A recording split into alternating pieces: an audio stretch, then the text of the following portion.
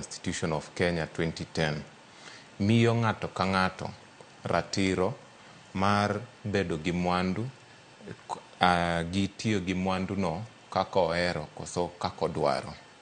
Kanyo e kuma wach ni chakore. Koro matiende ni sama itiyo gi oboke miluongo ni will ni, en ema itiyo kode kuom nyiso ratiro ma in go mar bedo gi mwandu ni gitimo kaka ihero. Emomiyo ober nikech sama indike cha ibedo gi thuolo mar wacho kaka idwa ni mwandu ni obed kitiyogo koso odhi ne ng'a.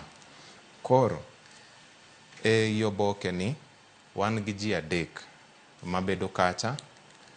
Achiel iluongo ni testator, ma in mindiko will no, ma in e wuon mwandu. Ariyo iluongo ni executor. Executor en ng'ama yiero ni en emodhi pogo mwandu ni.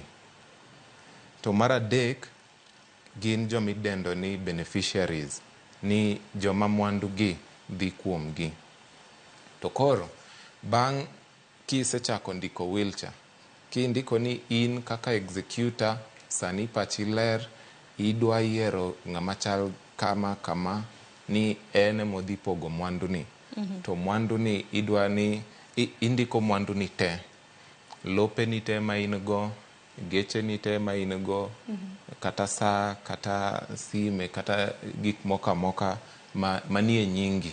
Nikech nyaka ing'e kendo ni gima ok mari ok inyal pogo.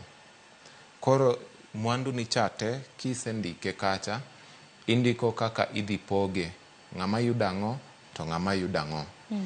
Lakini be gima nyaka ing'e en ni samoro ng'ato nya wacho